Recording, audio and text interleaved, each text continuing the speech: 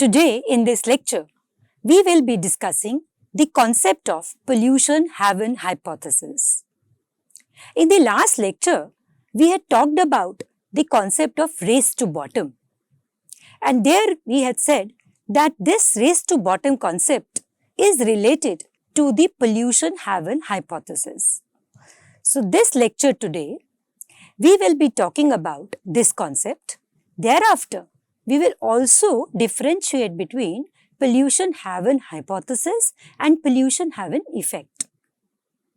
And of course, when we discuss the concept of pollution haven hypothesis, we should also be understanding the reasons behind this hypothesis, and also we will see the critical examination of this pollution haven hypothesis. So, what is pollution haven hypothesis? We have done the concept of race to bottom, which says that in order to attract more foreign capital, many a times it is seen that the countries, particularly which are still developing or less developed, relax certain environmental regulations, they make them lenient so that the industries which are creating pollution in the developed nations, in order to counter that increase in cost, they relocate themselves to those developing nations or lesser developed nations. Why is it so? Is because globalization has led to fluidity in capital. With globalization, it is not only about the trade of goods and services, it is also about relocating the manufacturing hubs to those countries where the companies feel will generate more profit for them. So, pollution haven hypothesis posits the same. It says that the companies in developed countries relocate their polluting industries to developing countries with more lenient environmental regulations. That is, the companies which were earlier or which had their headquarters in the developed nations. So, when these nations impose certain environmental restrictions, which increases the cost for these companies, in order to maintain the same level of profitability, they try to shift from these developed nations to those nations where these environmental regulations are lenient compared to the nations in which they are already established. The key concept can be understood by way of this particular picture which I am showing you. What do we see here is that the factories are traveling from developed nations which are already industrialized to those nations which are still in the growing stage. So, there is a shift of manufacturing capacity, particularly those manufacturing capacities which are seen to be polluting the environment or which are degrading the environment. So, the developed nations put a lot of restriction on these. These companies, in order to maintain their cost or to reduce the cost, they shift their manufacturing activity from these developed nations or already industrialized nations to those nations which are in the pre-industrialization phase or where the environmental regulations are lenient. Not only this, the consumers also, when they look for products, they try to buy those products or they prefer to buy those products whose costs are less. So, in order to keep this cost effectiveness, these firms, they are relocating themselves, moving polluting industries from those countries where the cost of environment control is more to those countries where the cost of environmental control is less.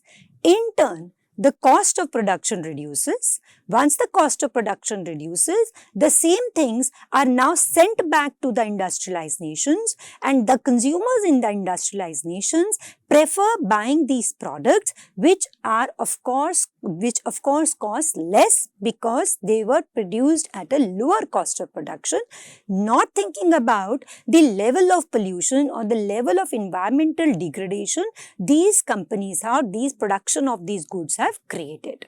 So, that's the key concept behind your pollution haven hypothesis. Let us have a look at the historical context of pollution haven hypothesis. As we all know, Environmental economics as a subject has its roots from 1960s. It was in the 1960s and 70s that we saw a growing awareness of environmental issues. Particularly after the Stockholm Conference, the nations around the globe understood that we cannot have unchecked economic growth without concern for environment. 1990s was marked by increase in globalization, outsourcing of manufacturing particularly. Earlier, the world was concentrating only the trade of goods. It was in the 1990s that we saw fluidity of capital as well and the growing demand for foreign direct investments. 2000s till now, we are seeing a debate on the research on pollution haven hypothesis. Pollution haven hypothesis or pollution haven, this term, learners, is very similar to the term tax havens. We know what are tax havens. For example, if there are companies which are multinational in nature, they try to relocate their headquarters in those countries of the world where the tax rates are low. Similarly, when we talk about pollution haven, we are saying these companies, in order to maintain their profitability, in order to take the advantage of the gap in the environmental regulations, they relocate those manufacturing activities which are taken to be environmental degrading by the developed nations to those nations of the world where there is environment regulations are lenient. Therefore, they are called as pollution havens. Now, let us understand economic theory behind pollution haven hypothesis, even though intuitively it is telling us that there is a difference between cost, there is a difference between regulation, which is making companies shift their manufacturing activities or shift their FDIs to those countries where environmental regulations are lenient. So, developed countries, as we have just seen, impose stricter environmental regulations, which increases the production cost for many firms. Developing countries, on the other hand, are seeking economic growth. Therefore, they offer lower environmental standards apart from the lower labor cost which is already available in the developing countries. Hence, the companies move operations to reduce their cost and maximize their profits. This economic theory can be understood by way of 3 points.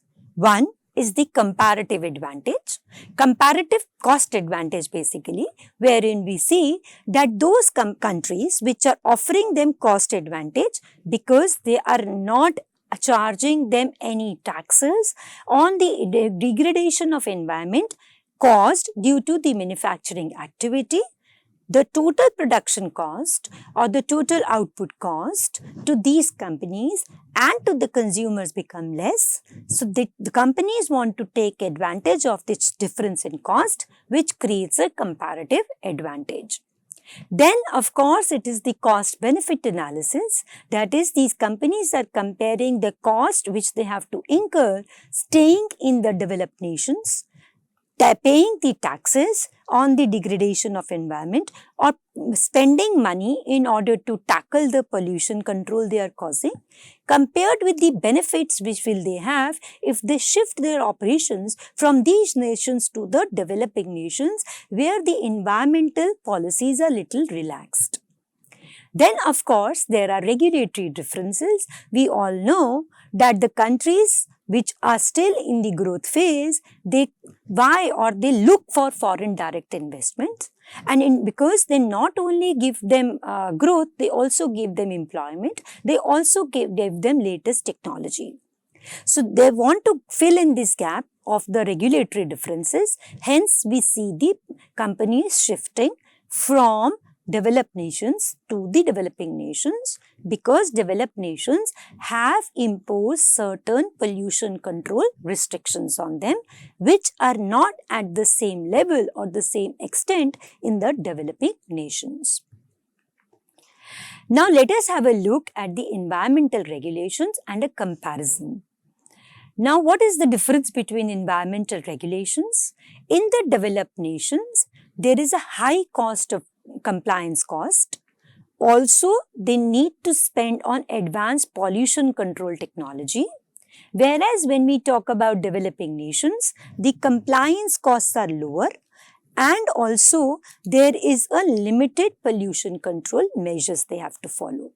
So what is the impact because of this? The impact is that companies consider environmental compliance cost when deciding where to locate production facilities. So basically, the main reason which is highlighted in pollution haven hypothesis is the difference in the environmental regulations. On one hand, in the developed nations, in the already industrialized nations, these regulations are stringent, leading to higher compliance cost.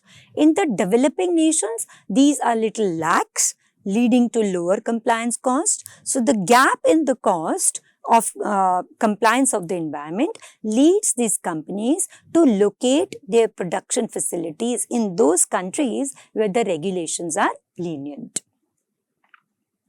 Let us understand this whole concept by way of a case study of a manufacturing industry. Let us take the example of textile manufacturing in Southeast Asia. What do we see here is that there is a lot of shift from the developed countries like the US and the EU to developing countries like Vietnam and Bangladesh. What are the factors behind this relocation of these manufacturing facilities of textile from US and EU to Southeast nations like Bangladesh and Vietnam? The main factors are lower labor cost because the labor is cheaper there. And not only this, there are also relaxed environmental regulations in these Southeast Asian nations. Now, what has happened because of this is, now for these countries, they are inviting foreigners to do business in their country is of interest because of course it is not only giving them employment, it is also creating a tax revenue source for them. However, what has been the consequence of this in these Southeast nations is that there is an increased pollution in the host countries and of course economic growth is there through industrialization. So what do we see is that in order to have more and more economic growth through industrialization, many a times in wake of globalization, the countries who are vying for this foreign capital, they are relaxing their regulations, environmental regulations and inviting these countries. Hence, we see this pollution happening. But does the empirical evidence talk about it in a similar way? Let's have a look at this. Earlier surveys of the empirical work found absolutely no support for the effect of environmental regulation on either trade or capital flows. So, earlier researches which were done in the early 1990s, this showed that there is no significant relationship between the extent of environmental regulation and its impact on the flow of trade and capital. However, the study of Copeland and Taylor in 2004 has begun to find that environmental regulation can influence trade flows and plant location, all other things being equal, even though the effect was small. So, something which was earlier thought to have been having no impact in 2000s, in this study of Copeland and Taylor, it showed that of course, if let us say the wage rates are similar, other things remaining same, if there is a difference in the environmental regulations, there is an impact on the trade flows and the plant location. Even though the effects were not very large, but they were not absent. Now, this brings us to a concept which is called as pollution haven hypothesis and pollution haven effect. So, PHE is pollution haven effect and PHH is pollution haven hypothesis. Now, let us just see what is the difference between them. We say a pollution haven effect might arise when A tightening of pollution policy discourages net exports or net incoming foreign investment in affected sectors of a country. So, effect is when if the pollution norms are or pollution policy is become tight and if it discourages net exports or net incoming foreign direct investment in those sectors which are affected by this regulation, we call it as PHE. On the other hand, pollution heaven hypothesis implies that for a given level of environmental policy, relaxing trade or foreign investment rule causes pollution-intensive industries to shift to locations with weaker environmental regulations. That is, they intend to say that there is relocation of the industries which were causing pollution from the nations where the policy is strict to the nations where the policy is lenient. Whereas effect talks about the change in the trade flows between these two countries. So what is said is that pollution heaven effect is a necessary but not a sufficient condition for pollution heaven hypothesis. So it may so happen that with the difference in environmental regulation, the trade pattern may change, but the relocation of the industries or the shifting of industries from one country to another will happen only when we talk about a pollution heaven hypothesis. Again, I am showing you this difference. Pollution heaven hypothesis says that industries relocate to avoid stringent environmental regulations to developing countries. Whereas pollution heaven effect occurs if net exports of dirty goods are deterred by tougher environmental regulations in the developed nations. So, heaven effect is only talking about the difference in the level of exports and net exports, most importantly, that is exports minus imports, whereas pollution heaven hypothesis talking about the relocation of these industries to another part of the world. So, heaven hypothesis is basically a theoretical prediction, whereas pollution heaven effect is an empirical observation. Now, let us break down this pollution heaven hypothesis and try to understand that does it change the general equilibrium in the world or not. Why did pollution heaven hypothesis, how did it get introduced? It was basically based on the country characteristics. We saw that the developed nations, when they become more sensitized towards environmental degradation, they try to impose certain compliances restrictions on the those sectors which are bothering the environment. Hence, these companies then try to shift their resources from those countries where the relaxation is more, from those countries where the relaxation is, where the restrictions are more, to those countries where restrictions are less. So, the primary difference which causes the pollution heaven hypothesis is the country characteristics. And these difference in the country characteristics bring a change in the environmental regulations. So, when environmental regulations are strict, it leads to a difference in the production cost and production cost increases. So, when the production cost increases, it has an impact on the trade flow or it may have an impact on the FDI.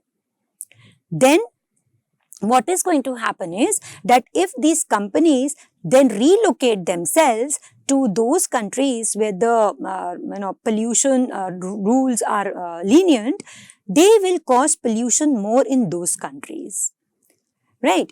Prices will also change in those kind of similar of the goods and services, and income of the people will also change, because when more and more industries get relocated, the demand for factors of production will change, hence the prices of the goods and services will change, people will get employment, hence the income will change.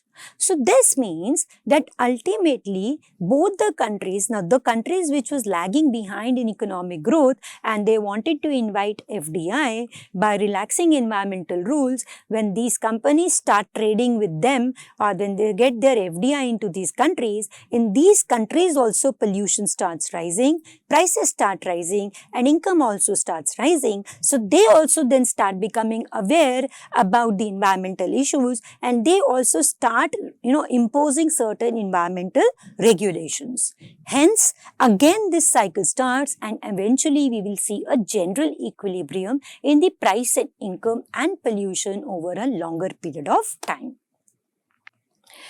Again, I was explaining it to you was the study of Copeland and Taylor, and it showed a mixed evidence. What did they find? That pollution, they found that the pollution intensive industries do tend to relocate to countries with weaker environmental regulations. Now, Copeland and Taylor have done various studies from 1994 onwards on this. So, they found evidence that pollution intensive industries do tend to regulate to countries with weaker environmental regulations. However, as I told you earlier, this effect is not as large as some early proponents of PHH suggested. What did they say? That other factors such as labor cost, market size and capital availability also play a crucial role in firms' location decision. So, the relocation of the firms, that is PHH, is found to have a mixed impact, not a very significant impact, even though PHE, that is pollution heaven effect, was being seen in all the studies.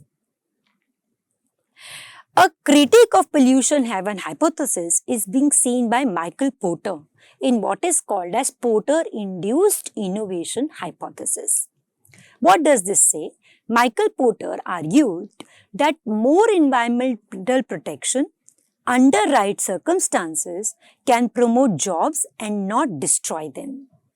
This is called as Porter-induced innovation hypothesis. What does he say? He says that if the companies are given to follow environmental regulations strictly, or if environmental protection is taken in a right spirit, then the companies will not relocate themselves to those nations where the environmental regulations are lenient.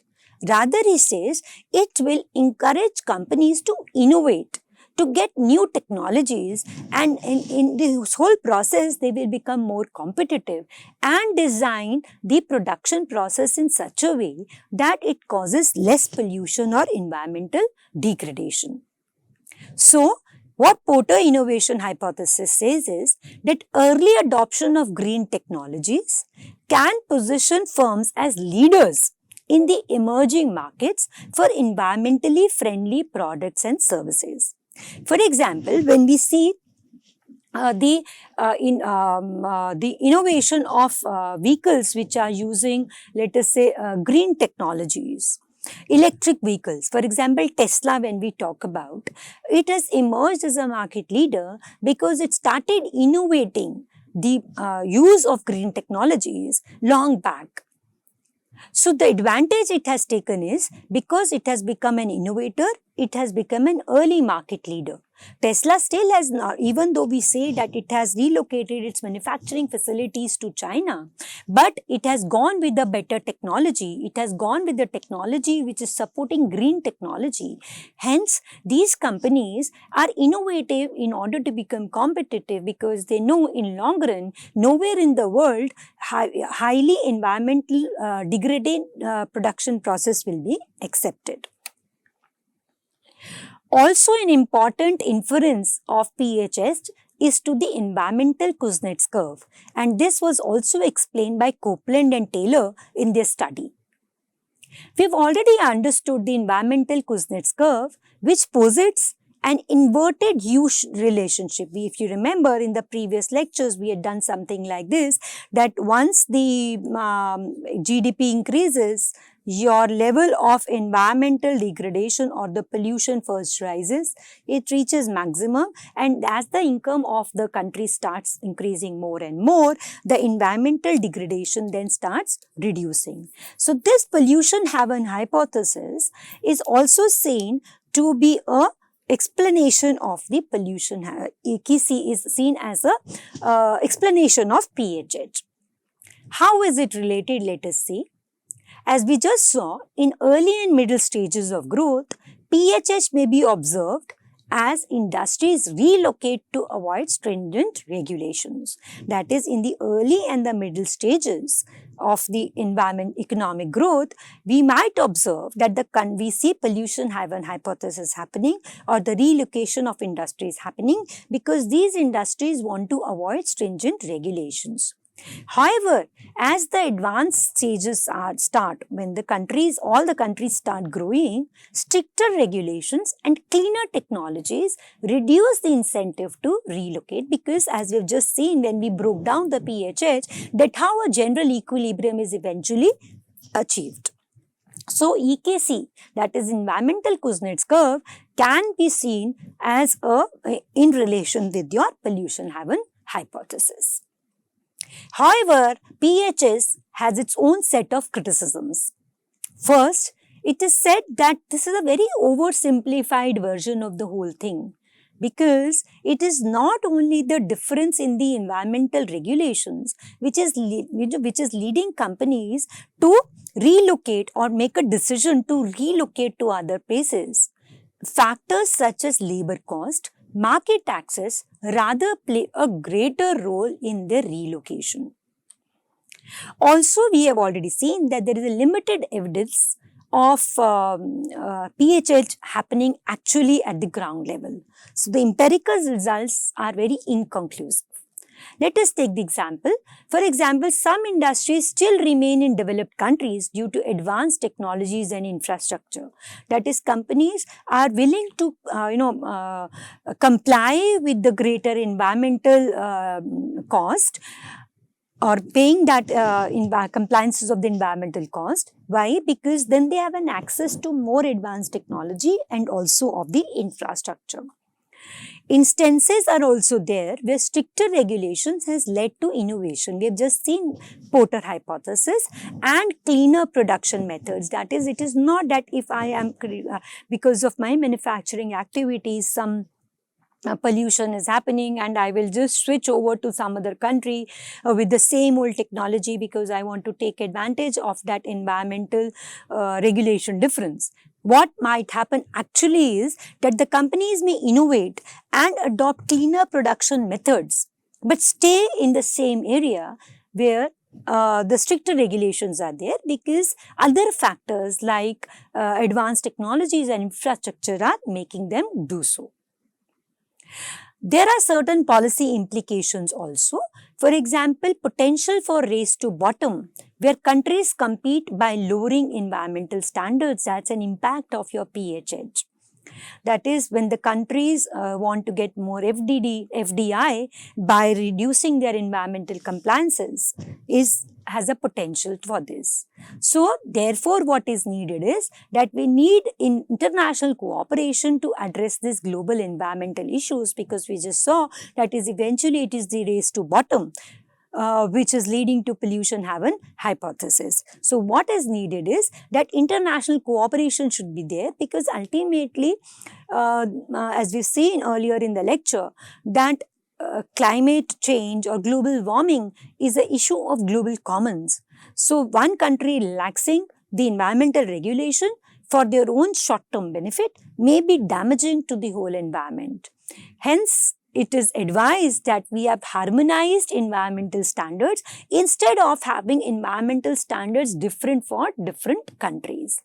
This will only happen when we strengthen certain environmental agreements, for example, the Paris Agreement.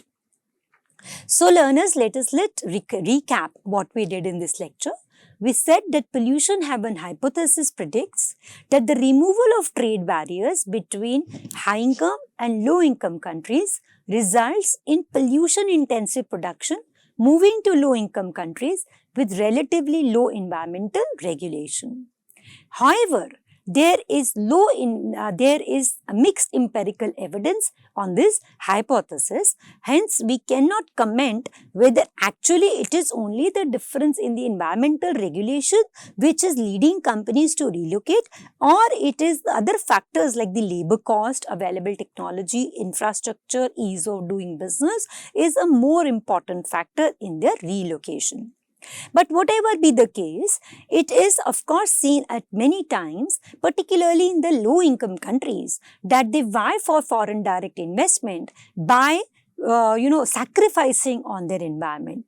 Hence, there is a call for having international cooperation in this region. So that is all, learners, in this particular topic. Thank you very much.